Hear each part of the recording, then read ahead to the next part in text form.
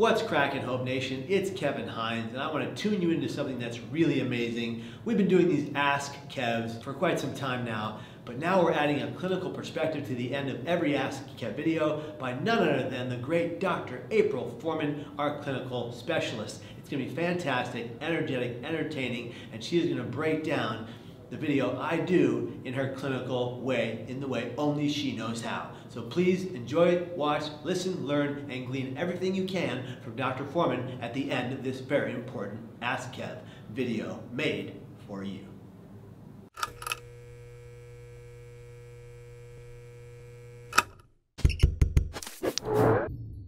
I do know my father, Patrick, after the film The Bridge came out in 2006, about the deaths of 2004 off the Golden Gate Bridge, a film that was widely controversial amongst the suicide prevention field. The film was also a catalyst to starting a movement. My father then founded in 2006 the Bridge Rail Foundation with Paul Muller and Dave Hull. Dave Hull sadly lost his daughter at the Golden Gate Bridge. And they founded the Bridge Rail Foundation with seed funding from a philanthropist from the UK. And their sole purpose was to raise a net or rail at the Golden Gate Bridge to effectively stop the suicides there. And I'm glad to say that the net is currently being built every single night at the Golden Gate Bridge on the San Francisco and the opposite side. It will be finished, their estimation is by January 21, 2021. And as of 2021, not one more beautiful soul will ever again die off the Golden Gate Bridge. Can I just follow that up with a comment? Because I've got to speak with Paul many times, and I want to really impress upon the people in this audience that it was eloquent, driven family members and loss survivors that made that happen. It was a hard effort over years to do the right thing. The power of people who are directly impacted to get the change. It's almost embarrassing to me as a subject matter expert. It wasn't people like me who made that happen. It was folks with lived experience and loss survivors who made that happen. Impacted families who stood up and said, no more bureaucracy, we have to do what's right. And there was a lot of arguing because there was a lot of people that came forward and said, A, they'll just go somewhere else, disproven. B, you're going to ruin the aesthetics of the bridge.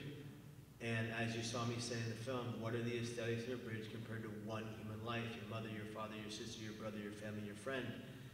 And, you know, there were some people that fought for the raising of the net and the railing for 30 years.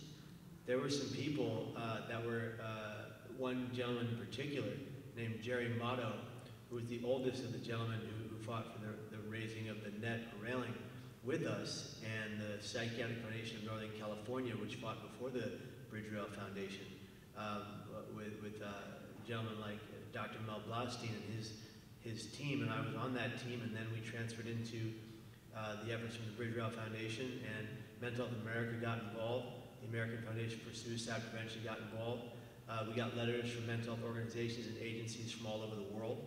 And one of the biggest pushes for a unanimous vote from the bridge director, the people that own and run the Golden Gate Bridge, like no other bridge in America is owned and run, privately owned by bureaucrats and lobbyists for politicians. The only way we could push this forward was if we got a 16-0 vote in favor of the net. Not a 16, not a 15-1, not a 14-2. It had to be unanimous. And we didn't understand why. But finally, when one of the bridge directors, as a matter of fact, the president, a man named Johnny Moylan, who is in the union with my uncle Kevin Joseph Ryan in San Francisco, he lost his nephew and his grandnephew to the Golden Gate Bridge, and that is when he changed his vote. So when it touched his life, that's when things changed for all of us, and people were saying, why don't you just put the money towards mental health? The majority of the funds we found were highway and transportation dollars. They could go towards fixing potholes, or they could go towards saving lives. And we chose the latter, and we fought for it. I was like, I didn't know if you wanted to punt. You know, that you're asking wonderful questions, and I'm so glad that Jane Pearson was on the main stage. She runs the suicide research arm of the NIMH. And one of the things that I am forever saying is that those are really great questions. We have some possible answers, but we spend so little on suicide research, so the answers I'm about ready to give you are unsatisfying.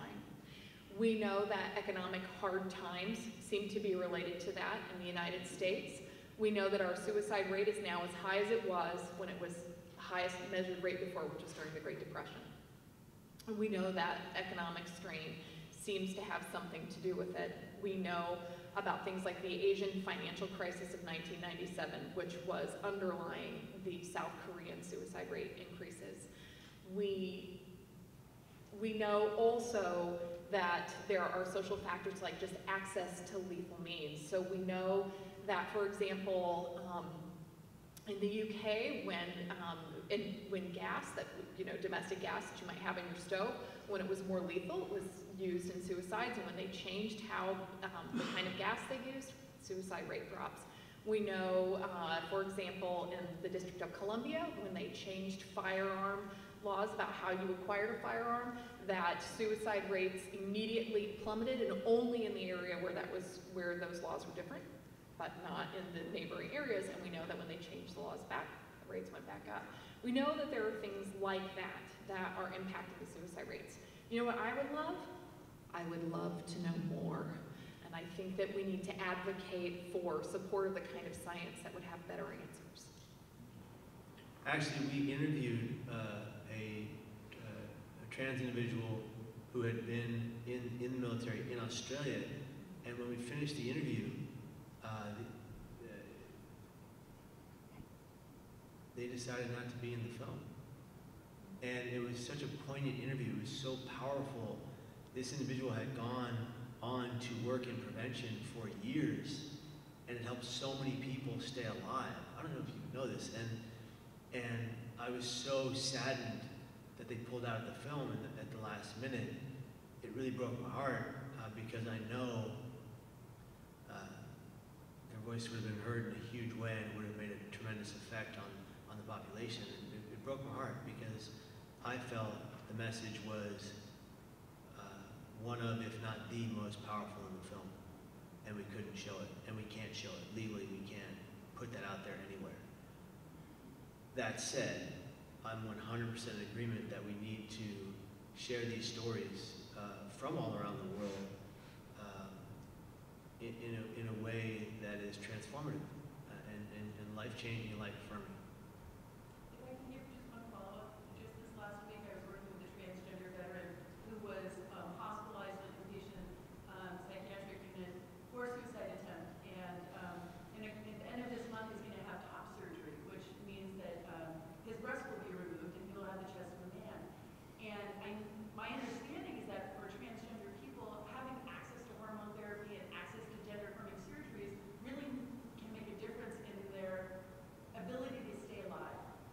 And so I just wonder, as we, as both of you are so on the front edge of this research agenda and setting the agenda, Sure. how do we think about the things that do help people to stay alive, that are specific to their cultural and minority identities?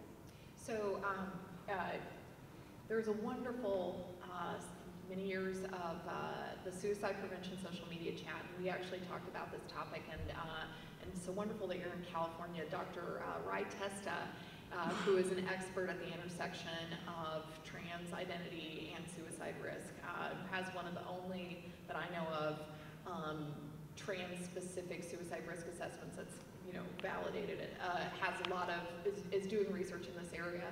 There is not a lot, so much so that when this topic is brought up, and I'm looking for experts like the American Association of Suicidality is working on a position paper on the risks of conversion therapy, for example. And so I was like, hey, Rai, like you do, like I do. I was like, where do we go with this? And Rai's like, I'm getting so many requests for expertise and resources, can't fill them, good luck.